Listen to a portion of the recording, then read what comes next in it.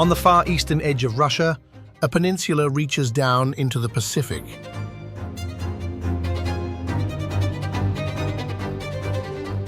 It is one of the most violent places on Earth. Beneath it, two plates of the planet grind together. The ocean floor slides under the land, 8 centimeters a year, every year without pause.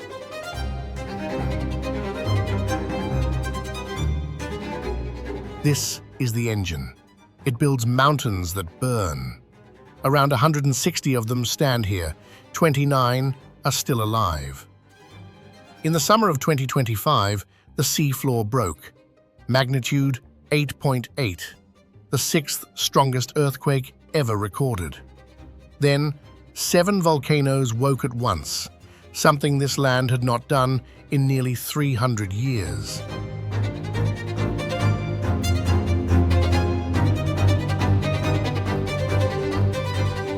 And in the middle of all of it, there is a city. Not a research station, not an outpost, a city. Nearly 180,000 people, apartment blocks, schools, a harbor, buses that keep a timetable. They live here by choice. 3 volcanoes stand over their rooftops. People wake and look at them through the kitchen window. The mountains are simply part of the skyline, the way a river is for some other town. Both things are true at once. This is some of the deadliest ground on the planet, and it is home. So the question is not why anyone would leave. It is quieter than that. How do you build an ordinary life on ground that was never meant to hold one?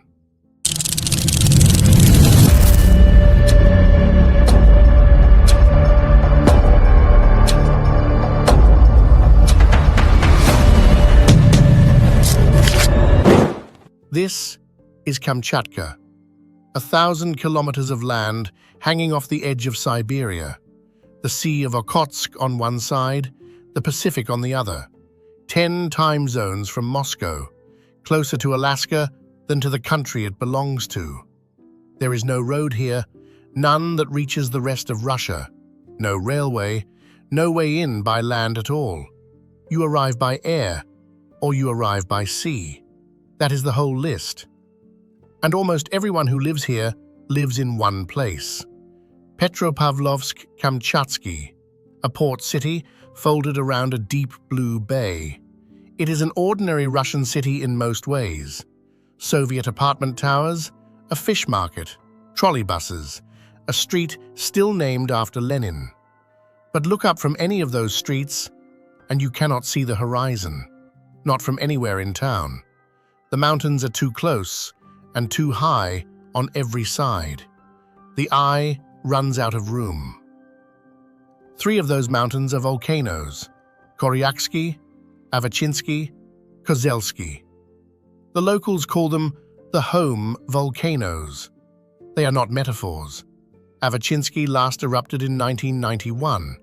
It sits a short drive from the city center, and the people treat it almost casually. On a clear summer weekend, ordinary residents, office workers, students, families drive to the foot of Avachinsky and climb it. Up the ash and the old lava to the rim of a crater that was throwing fire within living memory. They eat lunch at the top, look down on their own city, and walk back down again. A volcano for them is a thing you climb on a day off. Life in the city runs on these small, ordinary rhythms. The day begins in Russia here. This far east, the sun reaches Kamchatka 9 hours before it reaches Moscow. The fishing boats come and go on the tide. The market sells red caviar by the kilogram and crab fresh off the deck. Trolley buses grind up the hills between Soviet apartment blocks painted in fading pastels.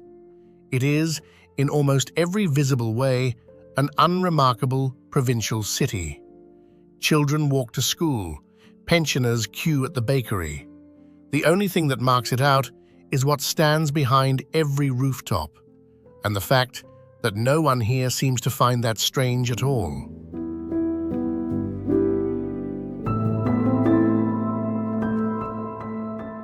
The city was not founded by people fleeing somewhere. It was founded by a man looking for the edge of the map. In 1740, a Danish-born officer in Russian service sails into this bay. His name is Vitus Bering. He has 2 ships built for an expedition toward America. They are called the St. Peter and the St. Paul. He names the harbor after them: Petropavlovsk, Peter, and Paul. A year later, Bering is dead, buried on a treeless island far to the east, on the way back from sighting the coast of Alaska. The islands there still carry his name. The town he left behind held on. A few hundred people at the foot of the volcanoes, then a few thousand, then a city. The bay was the reason it could. Avacha Bay is one of the largest and deepest natural harbors on the planet, wide enough, sailors say, to hold the fleets of the world at anchor, and sheltered enough to keep them safe. At its mouth stand 3 tall rocks rising straight from the sea, the 3 Brothers, the symbol the city has carried for centuries. And the bay is alive. Out past the harbor, seabirds nest in their thousands on islands of bare stone, puffins, cormorants, guillemots wheeling over the swell. Sea otters drift on their backs in the kelp. In the deeper water beyond, orcas cut through the cold, and humpback whales rise and fall on their way along the coast. So the city sits at a meeting point. Fire at its back, the richest sea in the region at its front, a harbor that shelters the boats, the navy, and the bay's own wild crowds of life, all of it gathered into one curve of dark blue water, watched over by the volcanoes. The reason a city could grow here at all comes down to one thing, the same thing that makes the ground so dangerous: heat. Kamchatka sits on top of a furnace. The plate diving beneath it melts far below, and that molten rock pushes upward. It feeds the volcanoes. It also warms the ground and the water for kilometers in every direction. So the people did what people do. They reached down, and they used it. Hot springs steam in the snow all winter. Families drive out to sit in them while the temperature outside falls past -20.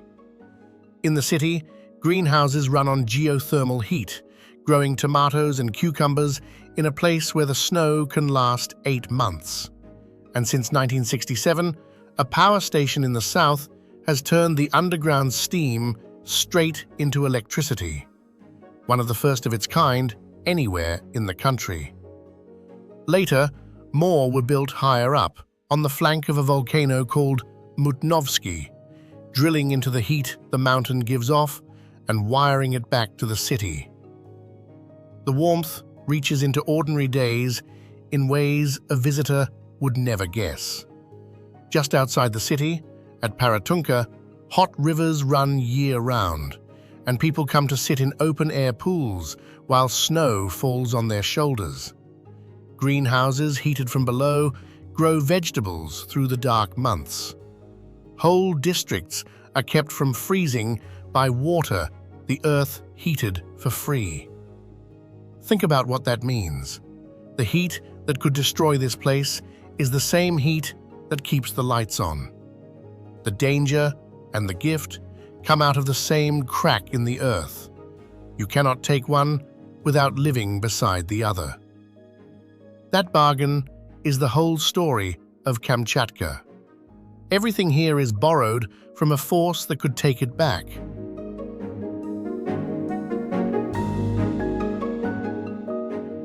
To see the force at its plainest, you have to leave the city and go north, up the Central Valley where the Kamchatka River runs.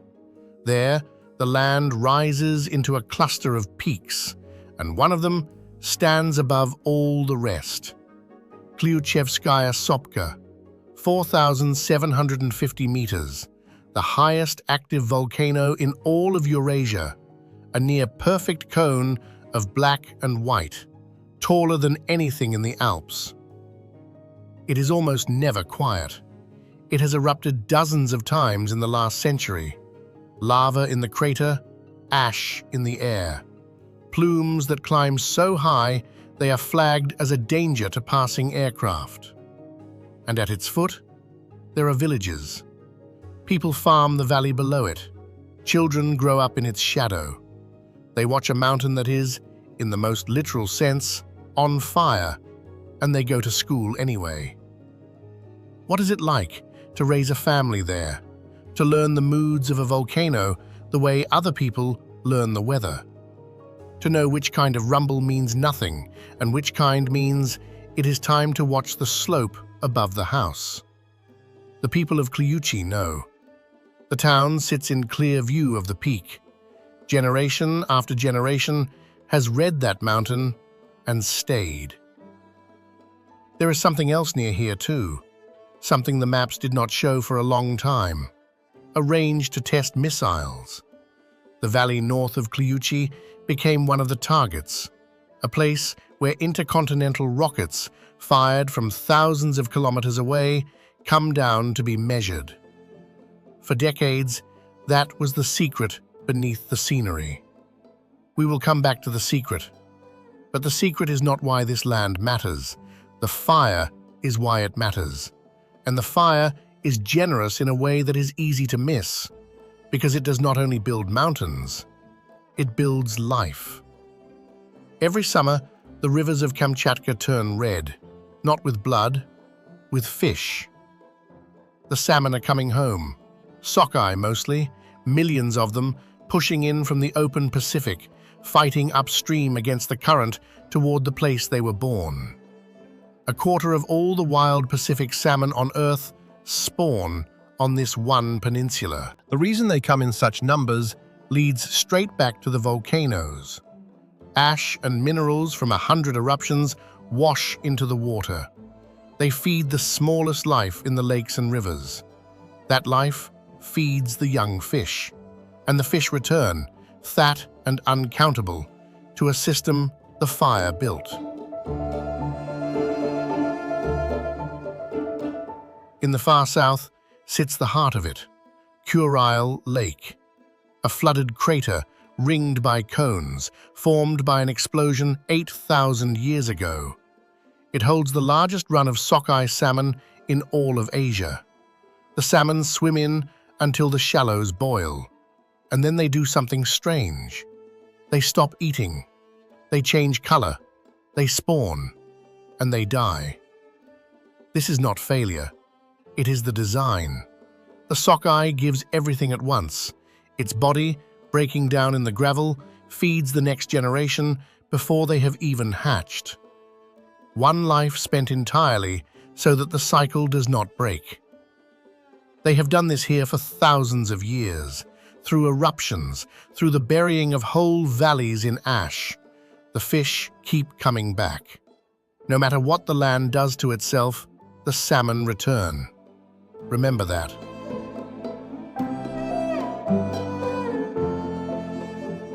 And where the salmon go, others follow. By late summer, the shore of Kurile Lake holds one of the highest densities of brown bears anywhere in the world. 200 of them, sometimes more. The Kamchatka brown bear is one of the largest on the planet. A male can pass 600 kilograms. You would expect chaos. It is the opposite. The bears, normally solitary and short-tempered, stand a few meters apart and simply fish. There is so much food that there is nothing to fight over. They will let a person stand close enough to count their scars, not out of tameness, out of indifference. The salmon matters more than you do. In a land this hard, a season of plenty is not something a bear wastes attention on. These bears have survived centuries of hunting. They survived the years when the peninsula was sealed off and the rules were thin. They are still here, in numbers that have vanished almost everywhere else. The fire feeds them too. When the salmon are gone and the lake freezes at its edges, the bears sleep. But the lake itself never fully freezes. It is too deep, more than 300 meters down. And in the dead of winter, that open water draws something else. Eagles, hundreds of them. The Steller's sea eagle is the heaviest eagle on Earth, a bird with a wingspan over 2 meters and a beak like a curved blade. As many as 700 gather here in winter, more than anywhere else, hauling the last spawned salmon from water that should have killed them by now. The bird carries the name of Georg Steller, the naturalist who sailed with Bering and first described it. He found his eagle. He also found other things on those eastern islands.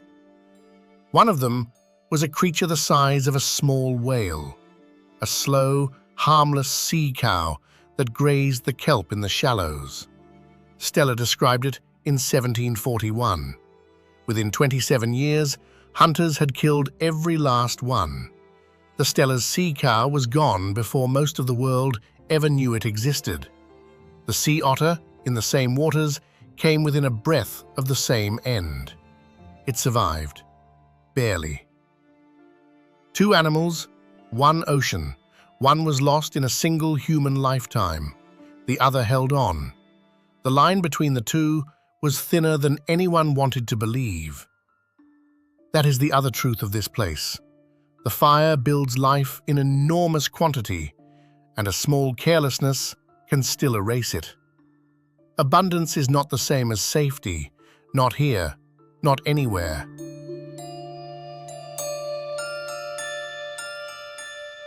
There is one more form of life worth naming, the smallest one, and for a few weeks each year, it rules.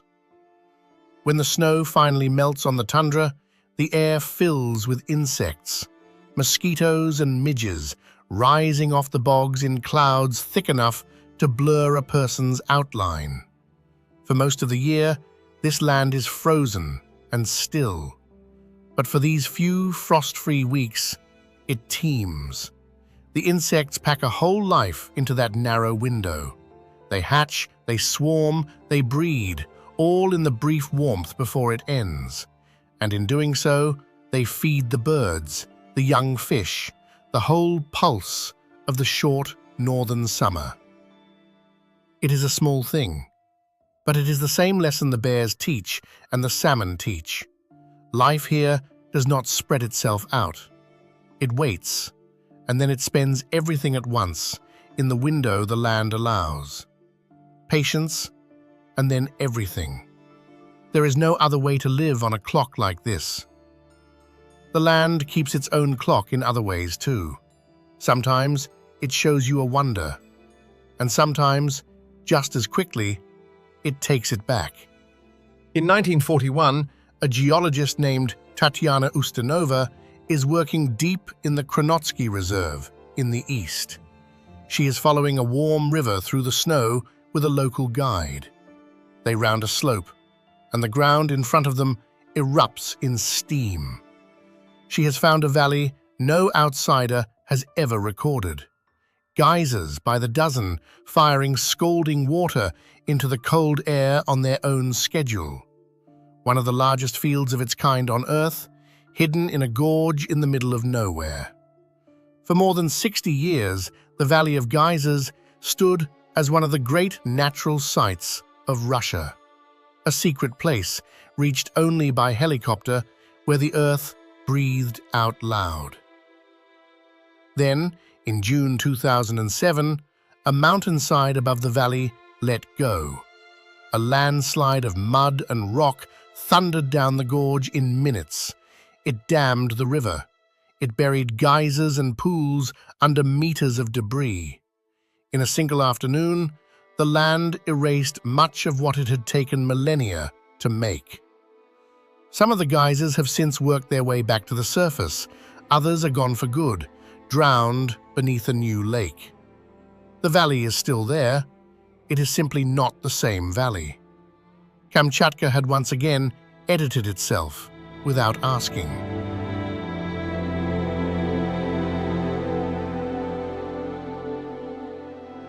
It is easy looking at all this wild country to imagine it as empty, a blank space, a wilderness that was waiting for someone to find it.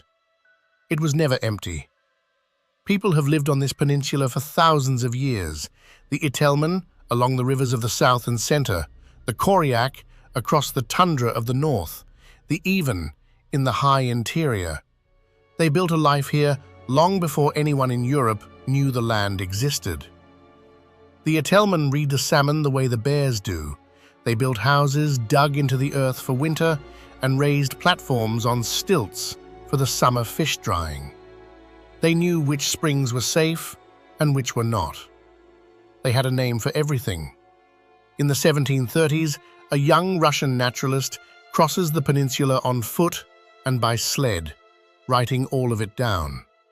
His name is Stepan Krasheninnikov. He records the volcanoes, the hot springs, the animals, the customs of the Itelmen. His book, finished in 1755, is the first full account of Kamchatka the outside world ever reads. Hold on to that name, Krasheninnikov. We are not finished with it.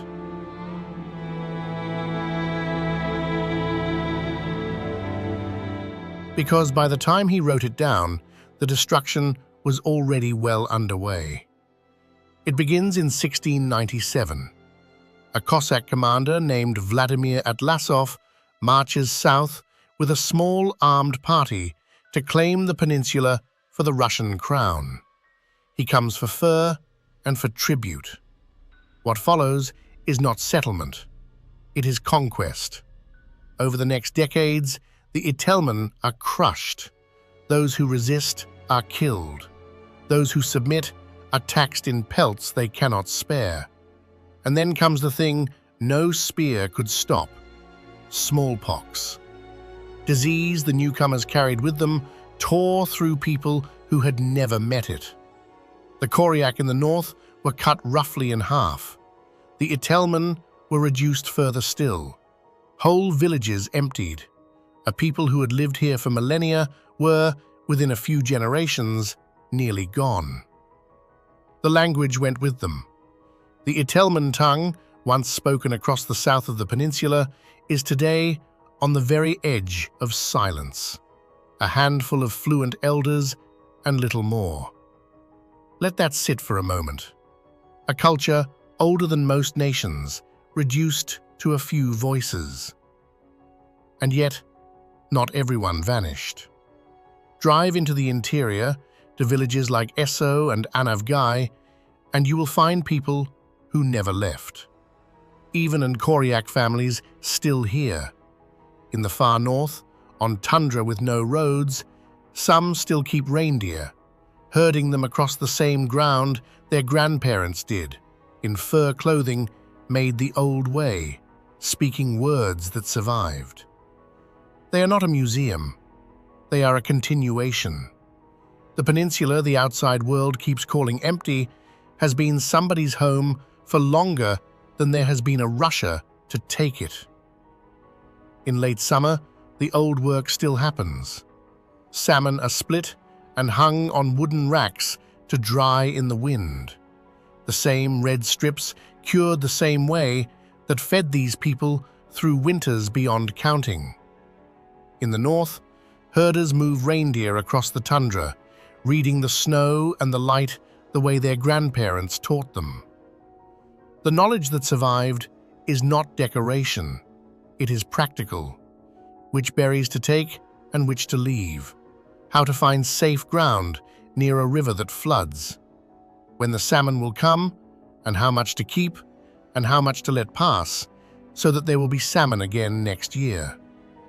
It is the wisdom of people who learned, over thousands of years, exactly how much a hard land will give, and exactly how much it will take back if you ask for too much. Much of it has been lost. The language most of all. But what remains is carried by people who never stopped living here, in the places their ancestors chose, beneath the same mountains.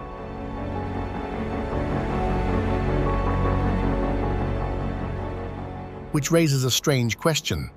If people have lived here for so long, why did the rest of the world know almost nothing about it for so much of the last century? The answer has nothing to do with volcanoes, it has to do with submarines. For decades, Kamchatka was one of the most secret places on Earth. After the Second World War, the Soviet state looked at this peninsula, pointed straight at America, ringed by deep water, and saw a fortress. They closed it, not just to foreigners, to their own people. For half a century, an ordinary Soviet citizen could not simply travel to Kamchatka. You needed permission to set foot on a piece of your own country the size of California. Across the bay from the city, at a place called Rybachi, they built a base for nuclear submarines. It became the largest of its kind in the country. The boats slipped out into the Pacific and disappeared. The peninsula went dark on the map, a blank by design. The secrecy was so total that it killed people who never came near the base. In 1983, a Korean passenger airliner drifts off course over the Western Pacific. It strays toward this restricted coast.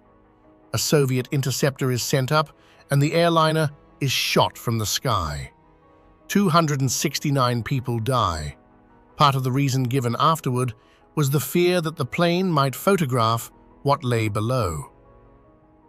Think about what that means. A whole region, its cities, its people, its bears and geysers and volcanoes, folded behind a wall of secrecy so complete that an airliner full of strangers paid for crossing its edge. For most of the 20th century, the world did not forget Kamchatka. It was never allowed to know it in the first place. The peninsula only opened in 1990 as the Soviet system came apart. The first outsiders in generations finally flew in. And almost as soon as the wall came down, the military began letting parts of it go. There is a place that shows what that letting go looks like. A small town on a hidden bay called Bechevinka. It was built in secret in the 1960s, a home for submarines and the families of the men who crewed them. It had a code name instead of an address. It could only be reached by boat or helicopter. For 30 years, it did its quiet work at the edge of the world. Then, in 1996, the Navy simply left. The submarines were reassigned, the garrison was disbanded. The people packed what they could, switched off the power, and went. They left behind apartment blocks, a school, prams in the stairwells, newspapers still on the tables. It is a ghost town now. The strongest navy the country could build raised this place out of nothing and then walked away from it in a single season. The empire gave up the ground. The volcanoes did not. The bay is still there. The mountains above it still stand. The land that was here before the base outlasted the base the way it has outlasted everything else.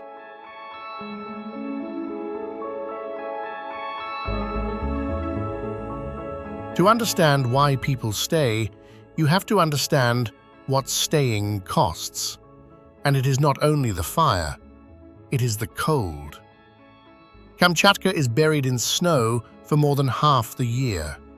From October to late May, the white does not leave. The peninsula sits at the latitude of Scotland, but the cold currents off the Pacific make it a different world. They call it the land of fire and ice, and the ice is not a figure of speech. In the winter of 2026, the city met a storm unlike anything in living memory. Snow fell until it stood 2.5 meters deep in places. The wind drove it into drifts that reached the second story. People opened their front doors onto a wall of white. It was the heaviest snowfall the region had seen in roughly 60 years. The city did not stop. It dug. Crews cleared the roads. Neighbors cleared each other's doorways. Children, let off school, climbed the drifts that had swallowed the parked cars. That is the rhythm of a life here, not drama, routine. The same people who watch a volcano in summer shovel out their stairwells in winter. They are not waiting to be rescued from this place. They are simply living in it, one season at a time, the way their parents did. And in every one of those seasons, the mountains are there. Always the mountains.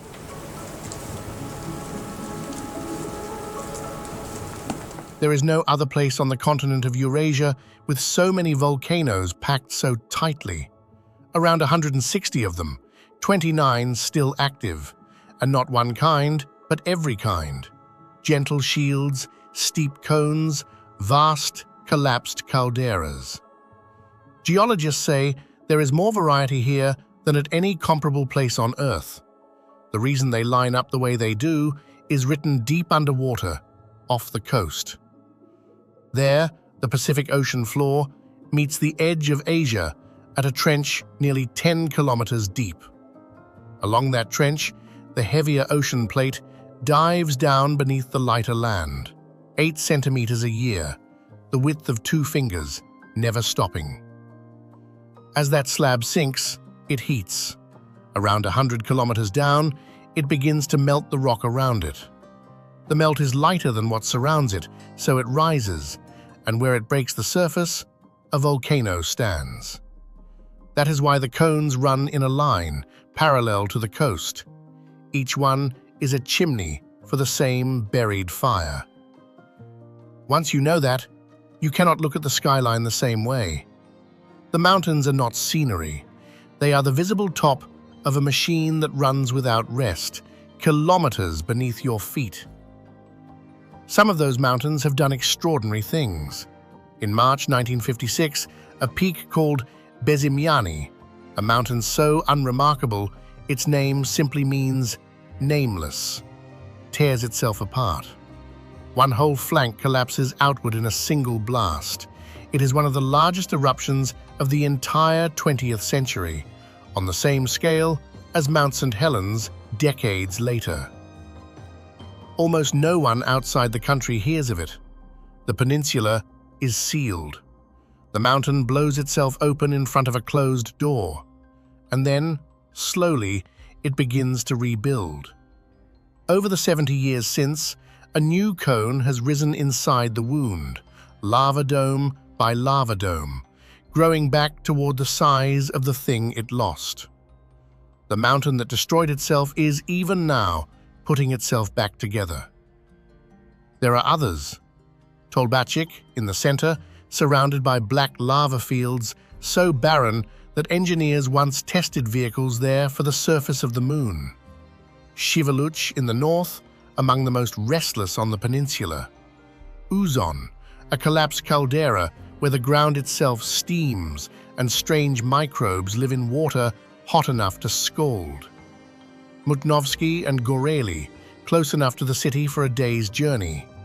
And far to the south, where the land narrows to a point at Cape Lopatka, the cones march on toward the islands beyond. One stands apart from all of them for its shape alone. Kronotsky on the eastern coast, a cone so flawless, so perfectly drawn against the sky, that volcanologists have called it a candidate for the most beautiful mountain on Earth. It rises in near total symmetry above a reserve few people will ever reach. And all of it, every cone, every plume, the perfect mountain, and the nameless one that blew itself apart, sits above the same deep scar in the ocean floor. A trench plunging nearly 10 kilometers down, just off the coast. The mountains people climb on weekends are the roof of something that begins far below the reach of any light. Most days, several of them are doing something. A plume here, a tremor there, a glow at the crater after dark. For the people of Kamchatka, this is not an emergency. It is the weather of the deep earth, a background hum they have learned to live inside. They have learned which signs are ordinary. A little ash on the snow, a column that drifts out to sea and harms no one. The mountains speak almost constantly, and most of what they say means nothing has changed.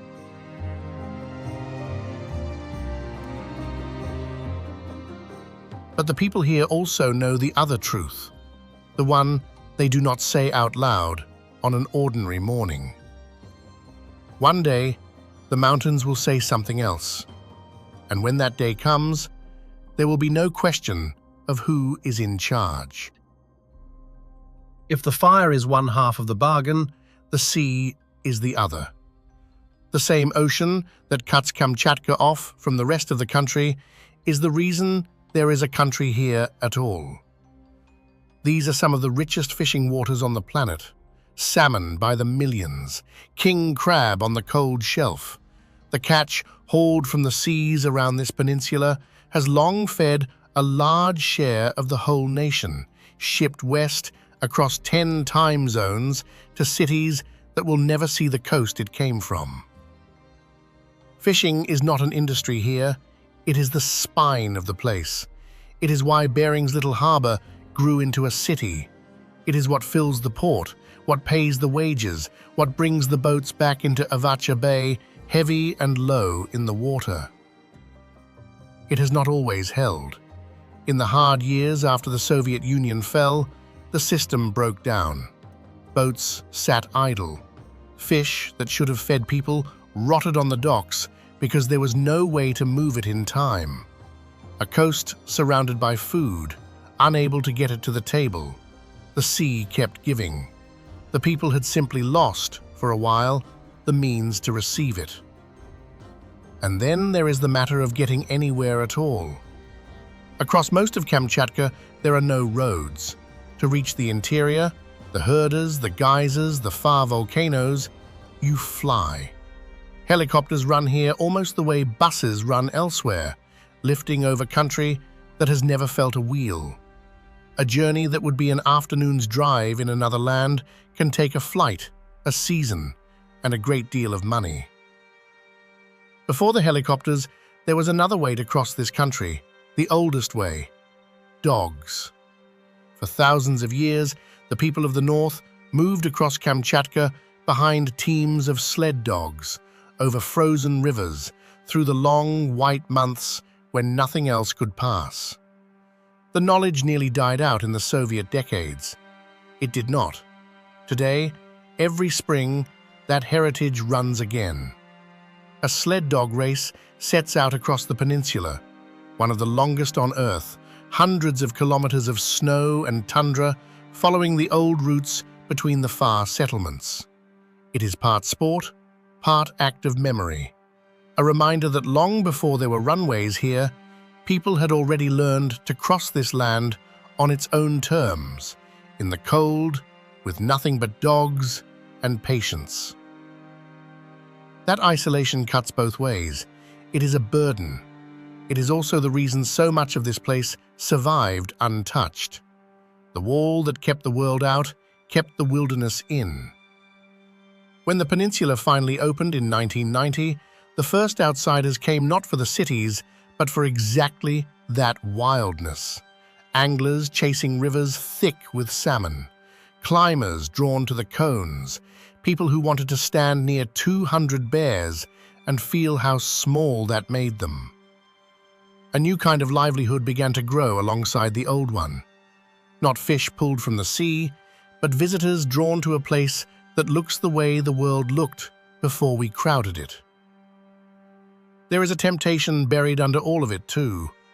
Beneath the tundra lies gold, platinum, metals worth more than any season of salmon. The peninsula has so far chosen mostly to leave them where they are, because the rivers that would carry the poison of a mine are the same rivers the salmon need. The choice is never settled. It only waits. Every part of life here runs back to the same root.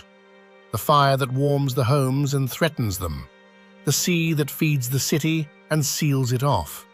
The wilderness that isolates and protects in the same breath. Nothing here comes without its opposite attached. The people of Kamchatka have made their peace with that. They live inside the bargain every day without remarking on it. But peace is not the same as blindness. To live beneath a living volcano, someone has to be listening. In the city itself, In plain office buildings sits an institute given over entirely to the mountains. Scientists who study nothing but the volcanoes and the quakes of this peninsula. Their instruments are scattered across the wilderness, seismometers buried at the foot of the cones, cameras trained on the craters, sensors that feel the ground breathe. Every active volcano on Kamchatka is given a color: green when it sleeps, yellow when it stirs, orange when it threatens, red when ash is already in the sky. The codes are not for the people on the ground alone, they are for the planes.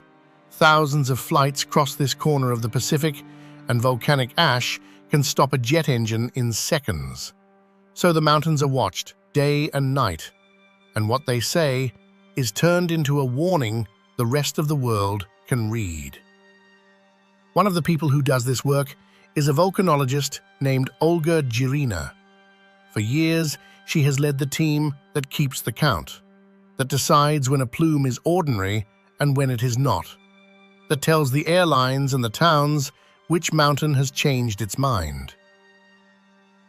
Imagine that as a life.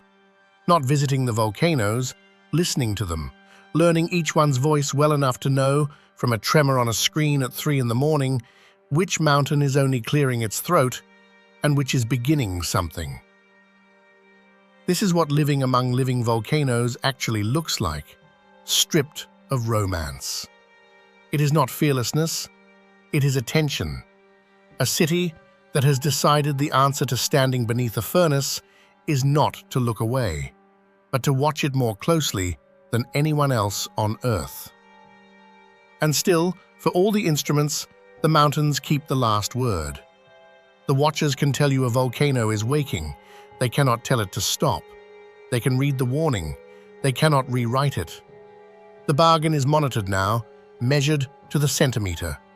And it is still, in the end, a bargain with something far larger than the people who made it. For most of the year, the screens stay quiet. The colors stay green and yellow. The city goes about its mornings. The watchers watch, and nothing happens, and nothing happens, and nothing happens. And then, on one ordinary morning, the Earth came to collect. It is the morning of the 30th of July, 2025. Off the coast, 119 kilometers from the city, the sea floor finally gives. The plate that had been diving down for 10 million years lurches. Magnitude 8.8. The sixth strongest earthquake ever measured anywhere on Earth. The largest the planet has produced since Japan in 2011. In Petropavlovsk, the ground does not tremble. It heaves. People pour out of apartment blocks into the streets. The shaking goes on and on, far past the few seconds a small quake allows. And because the break is under the sea answers. A wall of water races outward from the rupture in every direction. Warnings flare around the entire ocean, from the Russian coast to Japan to Hawaii to the shores of the Americas as far as New Zealand. The whole Pacific is put on notice by something that happened off this one peninsula. In the narrow bays nearest the quake, the water rears up nearly 20 meters high. Across the open ocean, it fades to a swell. But for a few hours, the entire Pacific Rim is watching Kamchatka. The land itself moves. The southern end of the peninsula is shoved bodily to the southeast, as much as 2 meters. Not shaken, relocated. The ground people had built their lives on stood in a different place that evening than it had that morning. And then the mountains answer too. Within a day, Kluchevskaya, already restless that spring, flares harder, throwing ash above its summit. Then another peak stirs. Then another. Over the days that follow, volcano after volcano comes alive along the chain. 7 of them in the end, 7 volcanoes erupting in the wake of a single quake, something this peninsula had not done in nearly 300 years. The deep machine, jolted, ran all its chimneys at once. But there is one mountain in that chain that matters more than the others. And to understand why, you have to remember a name: Krasheninnikov. It is the volcano that carries the name of Stepan Krasheninnikov, the young naturalist who almost 3 centuries earlier walked this land and wrote the first account of it for the world. The man who first set Kamchatka down on paper. In the historical record, His mountain had never erupted, not once. The last time it stirred was somewhere around the year 1550, before there was a Russia on this coast, before Bering, before the conquest, before any of it. On the 3rd of August 2025, it wakes. A column of ash climbs 6 kilometers into the sky from a peak that had been silent for roughly 600 years. The volcanologist Olga Jirina, who watches these mountains for a living, gives it its place in history. The first confirmed eruption of Krasheninnikov in 6 centuries. Think on the shape of that. The man writes the land down in 1755. The mountain that bears his name stays silent through everything that follows, through empire, through war, through the closing and the opening of the whole peninsula. And then, in a single week in 2025, with the ground still ringing from the largest quake in 14 years, it speaks for the first time in 600 years. For one day, the whole world looked at Kamchatka, the peninsula that was hidden by design for half a century, that the outside world was never allowed to know, was suddenly on every map, in every headline, watched by every coast around the ocean. The wall is long gone now. There was nowhere left to hide it. And in the middle of all of it sat the city, nearly 180,000 people, in the path of the 6th largest earthquake ever recorded, beneath a chain of mountains erupting one after another. The casualties were few. The buildings held. The harbor held. The people who had spent their whole lives reading this ground knew what to do with it. They had built for this. They had lived rehearsing for this, without ever calling it rehearsal. And when the earth finally came to collect on the bargain held. The 3 volcanoes over the rooftops, Koryaksky, Avachinsky, Kozelsky, the ones people glance at through the kitchen window each morning. For 1 week in 2025, they were not part of the skyline. They were the reason the world knew this city's name. They were never scenery. They had only been waiting. In time, the shaking stopped. The plumes thinned and drifted out over the Pacific. The aviation codes faded from red to orange to yellow to green. The watchers went back to watching nothing.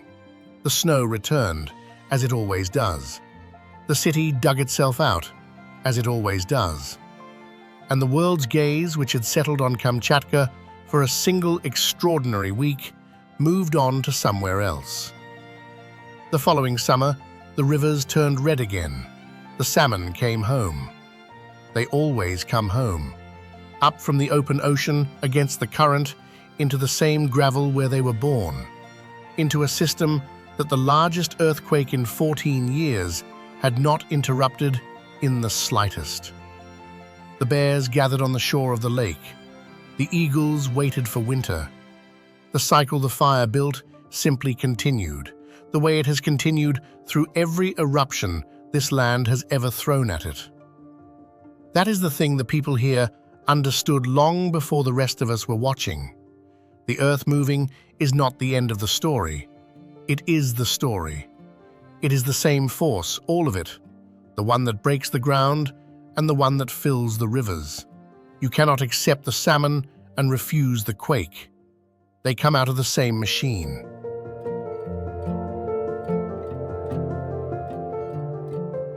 Go back one last time, to the city, Stand on any street in Petropavlovsk and try to find the horizon. You still cannot. The mountains are still too close on every side. The eye still runs out of room. For a long time, you might have read that as beauty, a city cradled in peaks. Now you know what those peaks are. Now you know that there is no direction a person here can look without seeing something that could one day end the view entirely. And they look at it anyway, every morning, through the kitchen window, over the harbor, past the rooftops. They did not build away from the fire because on this peninsula there is no away. There is only the bargain, made again at every sunrise. They will face it again. Everyone here knows that. Not as a fear, as a fact, plain as the snow. The plate beneath the ocean has not stopped diving. It will never stop. The mountains will wake again, and the ground will move again, and one day, the watchers will turn the colors red once more. There is no version of this place where that danger is solved.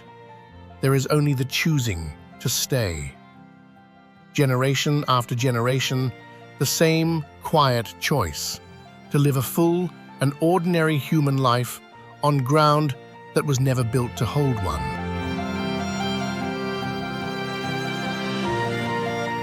So how do people live among living volcanoes? The same way the salmon return to a river that killed their parents. The same way the bears come back to a lake ringed by fire. The same way the first people read the land for thousands of years before anyone gave it a name on a map. Not by conquering it, not by escaping it, by belonging to it, completely and on its terms. The fire will have the last word here. It always does. And until it does, the lights stay on, the boats come in, the children climb the snowdrifts, and the city sleeps beneath its mountains, knowing exactly what they are. Thank you for traveling with us to the far edge of the world. Until the next journey, take a breath and stay a while.